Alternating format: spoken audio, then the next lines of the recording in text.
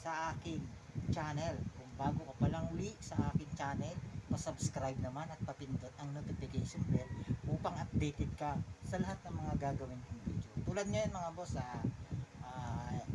ako'y hindi pa naman gaanong kagalingan sa paggawa ng electric fan, pero naaagawa na po ako.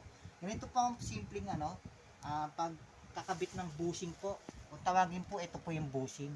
Ito po yung sa may electric fan. Ito po yung pinakakaha niya. Dito po nakalagay yan. Ngayon hindi ko lang po na video kung paano ko tinanggal.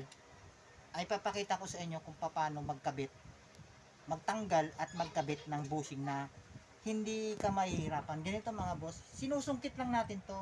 Ito yung shafting ko tawagin. Kumbaga, susungkitin mo lang to rito, matatanggal mo na. Ngayon, tutok mo rito. Ganitong pagkakabit. Pag may nakita kayong ganyan, wala nang bushing, susungkitin nyo lang rito, itutulak nyo pataas. Yan o. Paikot mga boss. Ayan o. Paikot lang mga boss. Yan. Ayan, tutok. Paikot lang yan. Lahat yan, may aangat naman yan eh. O. Pag ginanyan nyo mga boss, ayan o, kita nyo tumutunog. O.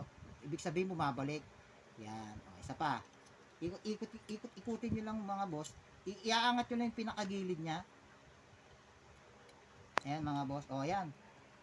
Kuha tayo ng bushing na bago. Ito. Dito natin kakabit. O. Diba? Napakasimple lang. Hindi ko mahihirapan magtanggal at magkabit ng bushing. Sa mga baguhan pa lang. Pero mga datihan na, hindi ko alam kung paano i-style nila. Ito sa akin. O. Tutulak nyo lang yan mga boss. O. O. Tutulak nyo lang yan. Babalik naman sa datihan. O yan. Tumunog. Narinig nyo tumunog. O. Yan lang po. Dindinan nyo lang yan para bumalik sa dati yan. Napakatigas na. Yun lang po ang simpleng pagkakabit ng bushing sa mga electric fan. God bless sa ating lahat. To God be the glory. Salamat!